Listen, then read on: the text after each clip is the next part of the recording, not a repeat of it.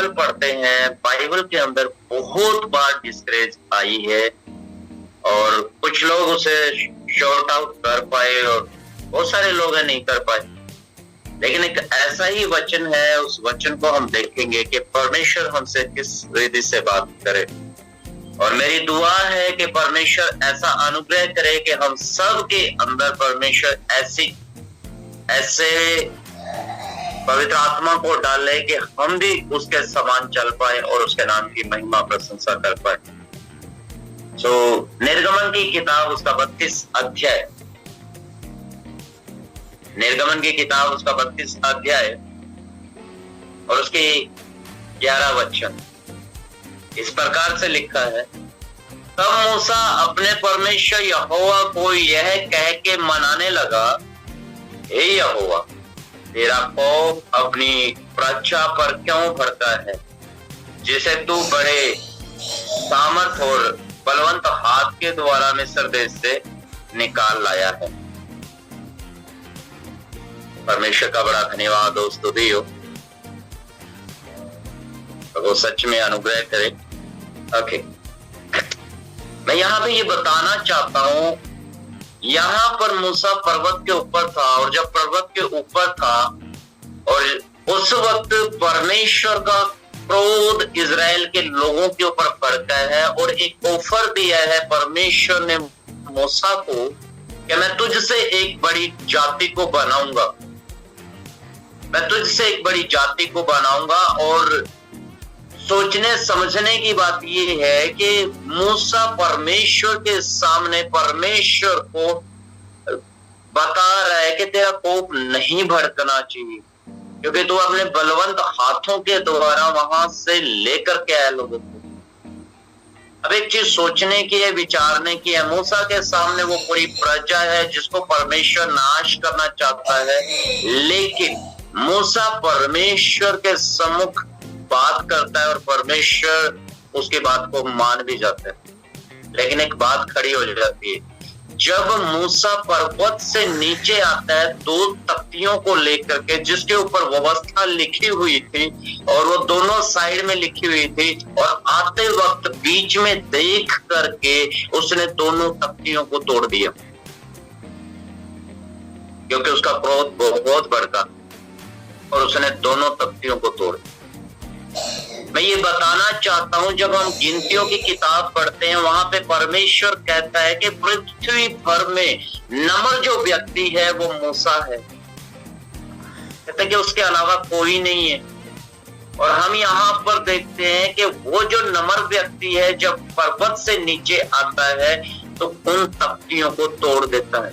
एक बात मैं कहना चाहता हूँ वो ये, हम बहुत सारे इसके अंदर पास्टर्स हैं और कई समय से जुड़ रहे हैं तो एक समझ हमारे अंदर पाई जाती है।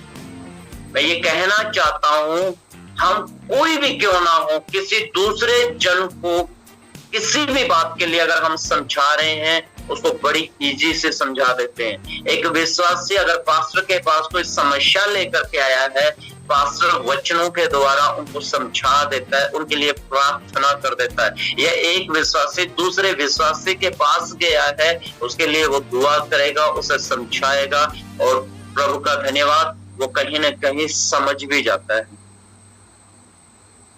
पर एक चीज सोचने की है, परमेश्वर ने मूसा से बात की और मूसा को मना लिया, लेकिन खुद उसने क्रोध में आकर के दोनों तख्तियों को तोड़ दिया। मैं एक बात पूछना चाहता हूं वो ये, क्या जब हम दूसरे को समझा रहे हैं और हमारे पास ऐसी ही समस्या आके खड़ी हो रही है, हम किस तरीके से हम डिस्करेज हो रहे हैं? दूसरे के लिए हमने दुआ की है, दूसरे के लिए हमने प्रार्थना की है, दूसरे को हमने समझा दिया है। आपने देखा जब हम डिस्करेज होते हैं हमारा मन प्रार्थना में नहीं होता, हमारा मन वचन में नहीं होता।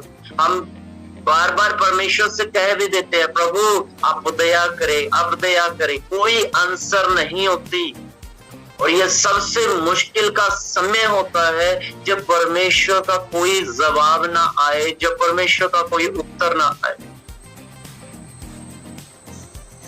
वचन में लिखा गया है, जब लोगों ने देखा कि मूसा को पर्वत से उतरने में विलंब हो रहा है, जब परमेश्वर की ओर से प्रार्थना का उत्तर आने में विलंब हो रहा है, तब हम कैसा व्यवहार करते हैं या कैसा हमारे अंदर चला होता है, हम कैसे परेशान से होते हैं, हम कैसे दुखी से होते हैं, कैसे उस बात में से गुजरते हैं। ये कहना बिल्कुल आसान है। यदि किसी को गुस्सा आता है, हम जाके उसको ये बोल सकते हैं, भाई हे मेरी बहन गुस्सा ना कर।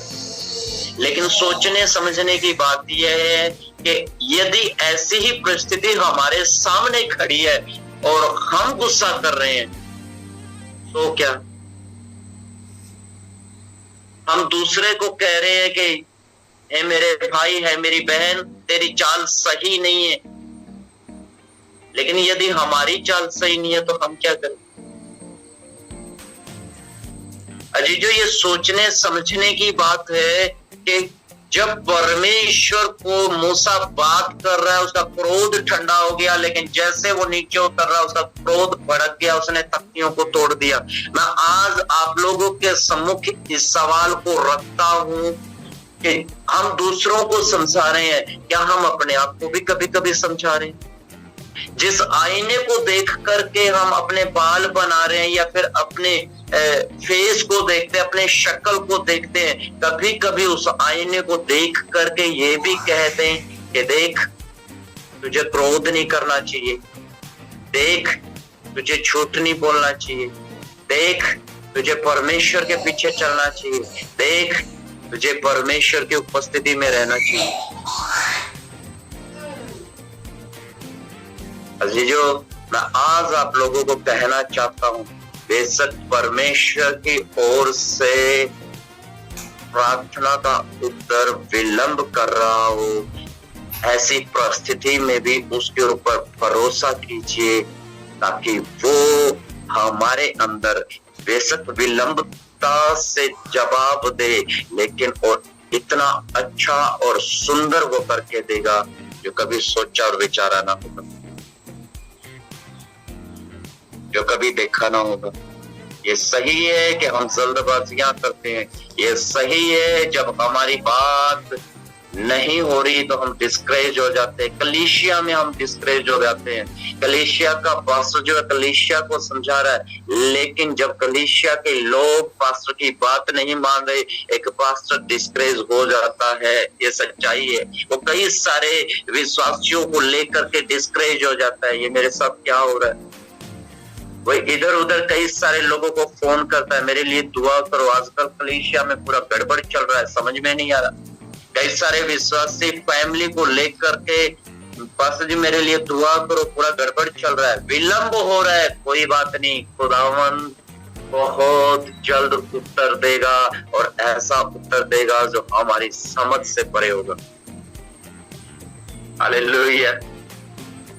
सच में परमेश्वर बड़ा अनुग्रह करे, बड़ी आशीष दे। प्रभु के नाम की स्तुति और महिमा हो जाए। और आप सभी को जय मसीह की।